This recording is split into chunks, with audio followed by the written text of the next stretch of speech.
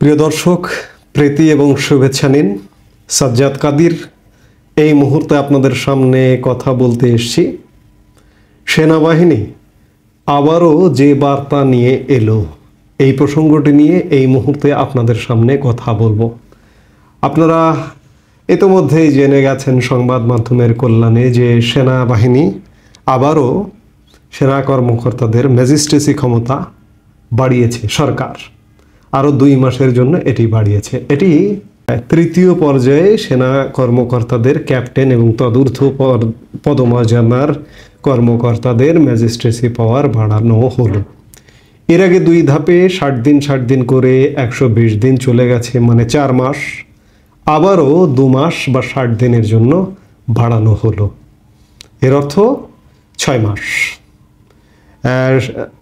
সরকারটি আছে 6 মাস চলছে এখন, এই নতুন অন্তর্বর্তীকালীন সরকারটি, এবং 6 মাস ব্যাপী অর্থাৎ আরও 2 মাস বাড়িয়ে সেনাবাহিনীর ম্যাজিস্ট্রেসি পাওয়ারটি বাড়ানো হলো 6 মাসের জন্য। বলতে গেলে আগে 4 মাস, সামনে 2 মাস।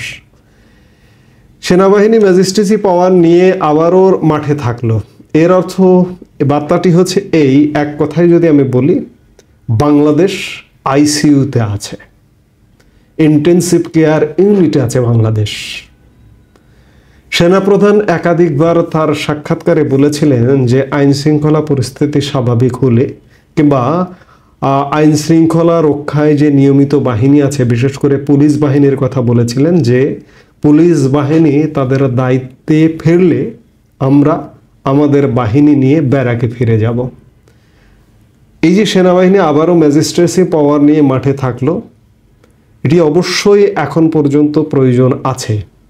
সেনাবাহিনী যদি আজকেই মাঠ থেকে উঠে যায়, ম্যাজিস্ট্রেসি পাওয়ার নিয়ে এবং টোটালি যদি ব্যারাকে ফিরে যায়, বাংলাদেশে ভয়ানক পরিস্থিতি ঘটবে। অর্থাৎ বাংলাদেশকে অক্সিজেন মাস্ক দিয়ে ইন্টেনসিভ কেয়ার ইউনিটে রেখে বাঁচিয়ে রাখা হয়েছে।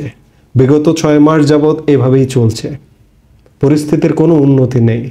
যার দরুন সেনাবাহিনী মাঠে থাকছে তো থাকছেই, সেই সাথে ম্যাজিস্ট্রেসি পাওয়ার নিয়েই থাকছে, এবং এই সরকারটির সময়ে পুরোটা সময় থাকতে হবে, এটি এক প্রকার নিশ্চিত।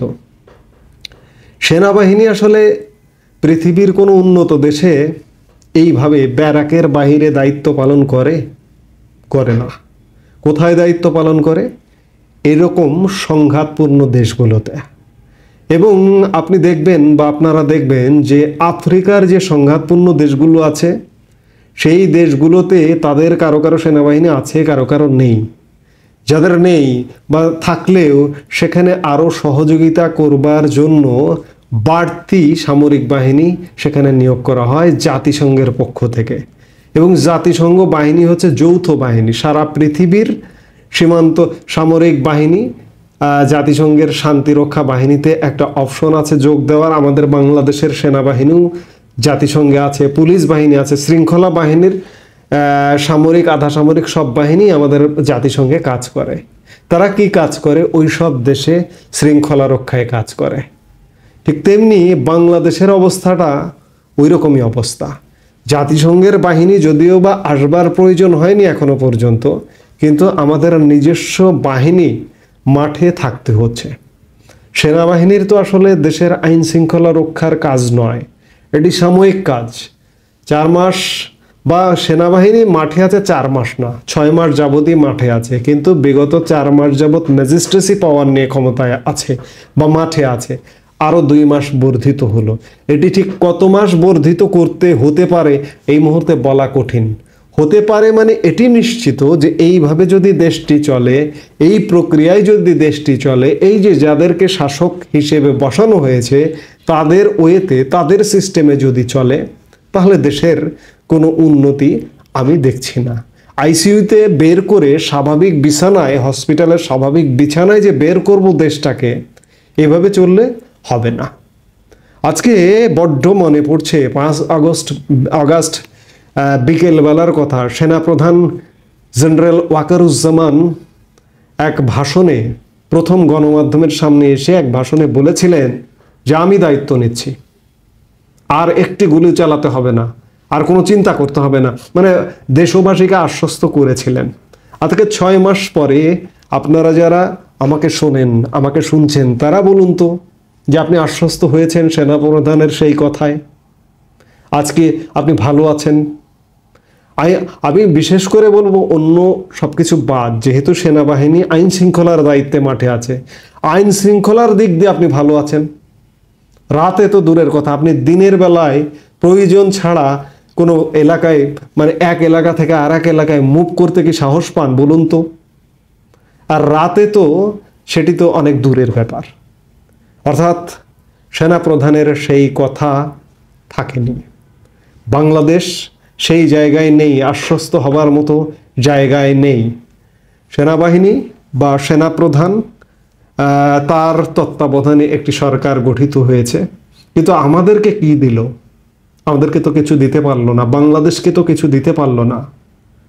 সেনাবাহিনী নিয়ে যদি তত্ত্বাবধান করতে হয়, তাহলে সরাসরি সেনা শাসন নয় কেন?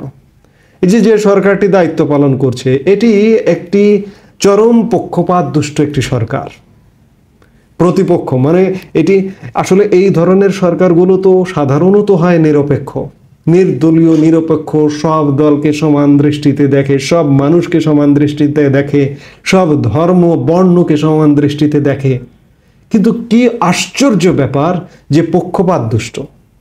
আমি রাজনীতি বাদ দিলাম, এই সরকারের পক্ষ থেকে বৈধতা দেওয়া হচ্ছে, দেখুন একটি বিষয়ে সংখ্যালঘু বলা হচ্ছে যে সংখ্যালঘুর কারণে তার উপরে হামলা করা হয়নি, তার বাড়িতে হামলা করা হয়নি। সংখ্যালঘু নির্যাতনের যে প্রশ্নটি দেশে বিদেশে উঠছে, সরকারের তরফ থেকে বৈধতা দেওয়া হচ্ছে যে রাজনৈতিক কারণে তার উপরে হামলা করা হয়েছে। অর্থাৎ রাজনীতি করলে আইন হাতে তুলে নেওয়া যায়, হামলা করা যায়।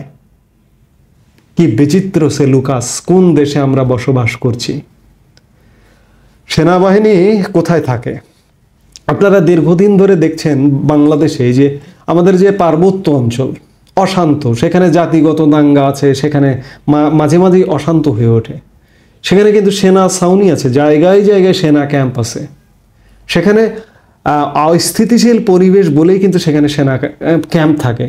আজকে পার্বত্য চট্টগ্রামের এই অবস্থাটি সারা বাংলাদেশে বিরাজমান। এই জন্য জেলায় জেলায়, উপজেলায় উপজেলায় সেনা ছাউনি দিয়ে আমার সমাজ, আমার শৃঙ্খলা বজায় রাখতে হচ্ছে। কিন্তু তারপরেও শৃঙ্খলা বজায় থাকছে না, বারবার বিঘ্ন হচ্ছে। এর উত্তর কি? এর উত্তর কে দেবে? সেনাপ্রধান দেবেন? এই যে আজকে যে এই অবস্থা, আমি বলবো যে ক্যান্টনমেন্টের কি খবর? ক্যান্টনমেন্টের জেনারেলরা কি সবাই একমত যে এই যে একটা সরকারকে এভাবে বসিয়ে দেওয়া হলো, একটি সরকার উৎখাত হলো, আরেকটি সরকারকে উৎখাত করে আরেকটি সরকারকে বসিয়ে দেওয়া হলো, সবাই কি এক জায়গায় যে একমত যে এইভাবে দেশটা চলছে? আপনারা একমত? একমত নয়, এখানে দ্বিমততা আছে, কিন্তু প্রকাশ হচ্ছে না, পাবলিশড হচ্ছে না। তবে এই অবস্থা খুব বেশি দিন থাকতে পারে না। আইসিইউতে থেকে একটা রোগী হয় সুস্থ হয়ে নর্মাল বেডে যাবে হসপিটালের, আর না হয়তো মৃত্যু ঘটবে, মারা যাবে। সেনাবাহিনী যে আবার ম্যাজিস্ট্রেসি পাওয়ার নিয়ে থেকে গেল মাঠে, এই মুহূর্তে অবশ্যই প্রয়োজন। কারণ আমাদের আইন শৃঙ্খলা বাহিনী স্বাভাবিক হতে পারেনি 6 মাসেও। পুলিশ স্বাভাবিক কাজে ফিরতে পারেনি এখন পর্যন্ত।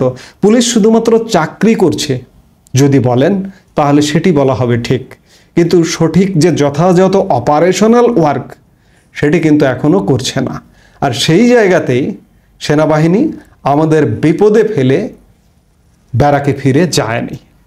এবং আমরা আশা করব সেনাবাহিনী এই যে বিপদ, এই বিপদগ্রস্ত সময়ে আমাদের পাশে থাকবে, আরও যতদিন প্রয়োজন আমাদের পাশে থাকবে। তারা থাকাতে তবুও কিছুটা রক্ষা। তারা যদি আজকে না থাকে তাহলে কি অবস্থা হবে একবার চোখ বন্ধ করে আপনি ভাবুন, আপনারা প্রত্যেকেই বুঝতে পারবেন। তো কাজেই সেনাবাহিনী, আমি শুরুতে যে কথাটি দিয়ে শুরু করলাম, সেনাবাহিনী এই বার্তা দিয়েই মাঠে থাকলো ম্যাজিস্ট্রেসি পাওয়ার নিয়ে, যে বাংলাদেশ আইসিইউতে আছে। এই আইসিইউ এর শেষ আয়ু কতদিন? বাংলাদেশকে বাঁচবে নাকি সুস্থ হয়ে নর্মাল বেডে গিয়ে বাসায় ফিরবে, স্বাভাবিক কাজকর্মে ফিরবে? এই প্রশ্নটি রেখে দিলাম, রেখে দিয়ে এই মুহূর্তে আমি বিদায় নিচ্ছি। আপনারা সবাই সুস্থ থাকুন, ভালো থাকুন। আমাদের ভিডিওগুলো নিয়মিত পেতে সাবস্ক্রাইব করুন Sajjad Kadir and the legends YouTube channel এবং লাইক, কমেন্ট, শেয়ার করে সাথে থাকুন।